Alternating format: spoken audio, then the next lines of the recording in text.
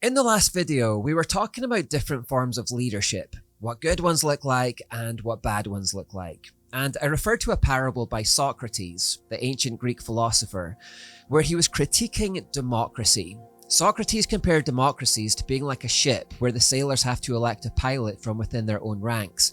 And he says the skills required to win the elections are not necessarily the skills required to be a good pilot when you actually take the rudder. He says, therefore, in democracies, you're often going to end up with bad leaders, people who are good at winning elections and climbing the greasy pole of power, but not necessarily competent when they actually take office. I guess I'm thinking about all this right now because here in the UK, we recently had an election this year and have landed ourselves with a truly terrible leader, one of the worst in living memory, I think. And as I make this video, the United States are also on the verge of electing a new president. So I'm just thinking about leadership right now and what it looks like, what it should be. If you haven't seen the previous video, then watch that one first. But I just want to go back to this parable about the ship for a second because there's one other thing that I want to say about this. I'm going to play someone else talking about this parable because there's something about this guy's delivery that I just really like. So here's the parable again, and then we'll talk about it afterwards. This is a very famous metaphor for the state, a ship. A ship has a pilot. The Greek word for pilot is gubernates. It's the root of our word governor. The pilot steers the ship, is in charge of the ship. In Socrates' story, which is meant to illustrate the real world of actual politics, the city, the polis, is like a ship, and the ship is owned by a rather ignorant man who knows nothing of seamanship. Now, as a result of this, the sailors on the ship are left to their own devices, and they fight among themselves to see who will gain control of the rudder, and therefore become the pilot of the ship. The sailor who wins this competition, the competition against other sailors, becomes the pilot. The real thrust of the parable is that person who is good at winning the competition to gain the rudder of the ship and become the pilot knows nothing about seamanship. The true pilot, that's a phrase you'll find at 489a, the person who is genuinely knowledgeable about how to steer a ship is both unconcerned with the other sailors and the competition against the other sailors to win control of the ship, as well as pretty incompetent when it comes to that particular competition. This is for a very straightforward reason, especially if we try to put ourselves back in time and remember what it took to be a pilot in the ancient world, to navigate a ship.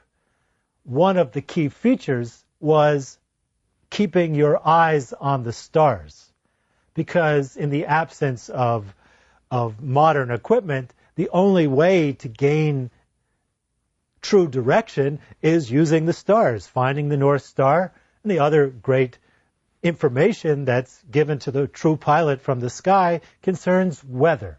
Is there a storm coming? Which way will the wind blow? These are the real ingredients of seamanship. So, in a really very beautiful visual image, I think, you can imagine the true pilot looking upwards to the sky, looking at the stars at night, looking at the clouds during the day. That's what's required to be a true pilot. But if his gaze is upwards, his gaze is precisely not horizontal, so he's not looking at the other sailors.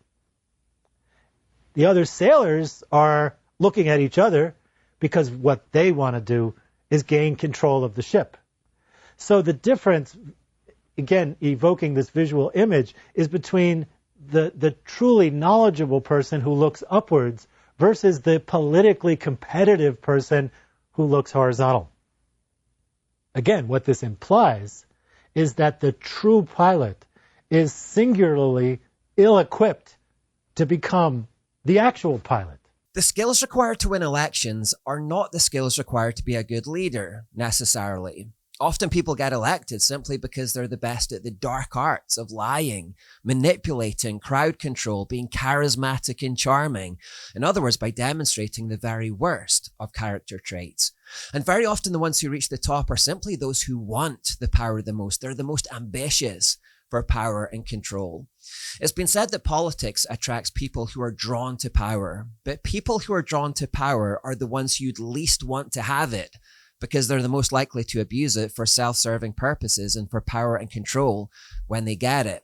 And I love this imagery that while the sailors are squabbling with each other for power, there's this guy in the back just gazing up at the stars, studying weather patterns, not even thinking about leadership, not even interested in grasping for power.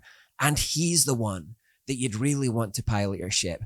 I've often thought about this, that as soon as someone craves platform and craves limelight and power and position, that should automatically disqualify that person from getting those things. I guess I've thought more about this within the church context. Within churches, you often get people who crave the prestige of the platform, who crave the limelight, who crave all eyes on them, prominent roles. But it should be that if someone craves those things, that automatically disqualifies them from getting them. Instead, you'll tend to find the best leaders are just the ones in the back, who are humble, who are content to be unnoticed. They're just faithfully serving God in a quiet way, not even noticed by anyone. They're just growing in knowledge and wisdom. They aren't even thinking about leadership. They don't even want leadership. Those are the ones who should actually want to have it. I think about Moses here. God called Moses to lead the Israelites out of Egypt, but Moses was a reluctant leader. God said, "You must lead my people out of Egypt." But Moses said, "Lord, please send anyone else." He was a reluctant leader. I also think of that scene in Braveheart where William Wallace is building his cottage and some men come by and tell him to join the fight against England. But he replies his only intention in life is to raise a family and some crops and to live in peace. Now he's dragged into the fight because Murrin is murdered and the people make him their leader, but it's never something he craved. And even when clans rush to follow him, he tries to send them home. We heard about what was happening. And we don't want you Amadans thinking you can have your fun without us. That's right. Go home. Some of us are in this. Can't help that now. But you can help yourselves. Go home. William Wallace is a reluctant leader. I think of Jesus' words here also when he saw the Pharisees fighting amongst themselves for the seat of honor at a dinner. When Jesus noticed that all those who had come to the dinner were trying to sit in the seats of honor near the head of the table, he gave them this advice. When you're invited to a wedding feast, don't sit in the seat of honor. Instead, take the lowest place at the foot of the table. Then, when your host sees you, he will come and say, "Friend, we have a better place for you." Then you will be honored in front of all the other guests. For those who exalt themselves will be humbled, and those who humble themselves will be exalted. So Jesus says, don't grasp for power and honor and position and limelight. Instead, humble yourself and be content with being in the lowest position. Let others exalt you if that's to happen. Now you might say, well, what if the host never sees me and never exalts me? What if I go my whole life never being exalted? Don't worry about it. God sees you. God will exalt you. Indeed, it was said of Jesus himself, though he was in the form of God, he did not count equality with God a thing to be grasped, but emptied himself by taking the form of a servant. I also think of a political tradition that we have here in the United Kingdom. I think this also exists in Canada as well, where the Speaker of the House of Commons is chosen by his peers, but to demonstrate that power must be taken reluctantly and with trepidation, he has to be dragged to the chair, almost against his will. He kind of fights against it and they push him and pull him. That's the meaning of this bit of theatre, that leadership is not something to be grasped, but instead it should be taken reluctantly.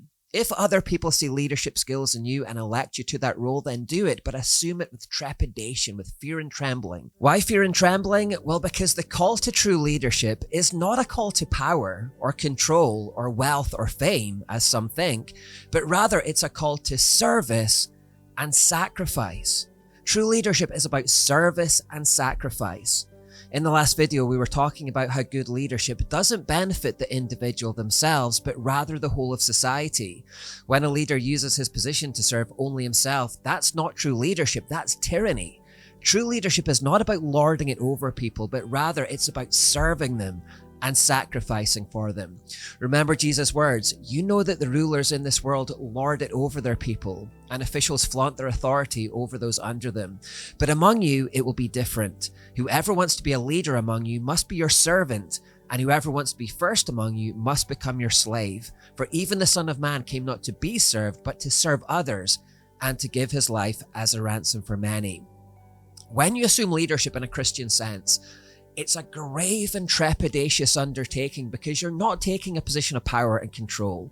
Instead, you're taking a position of service and sacrifice. That's the image that Jesus gave us when he washed his disciples' feet and when he died on the cross. But so often we get this wrong today. As I look at the political class of our time, I simply despair at the grasping, self-serving, lying, cheating, manipulating, whitewashed tombs, unwashed cups, broods of snakes that we've been landed with in our time. They're evasive, they're greasy, they never give straight answers. Everything's done for show rather than substance. It's always about optics rather than doing what's actually truly right. It's a political class who see public office as a chance to advance their own wealth, their own status, their own agenda, their own prospects at the expense of others. And as a result, the people are suffering. As I said in the last video, we are sliding into oligarchy and tyranny today because of people like these. But having said all that, as far as it depends on us going forward, whether it be in church or in politics, we will always do better if we seek out reluctant leaders, the ones who take office with fear and trembling, because they know that true leadership is not about power and control, as so many people think, but rather true leadership is about service and sacrifice.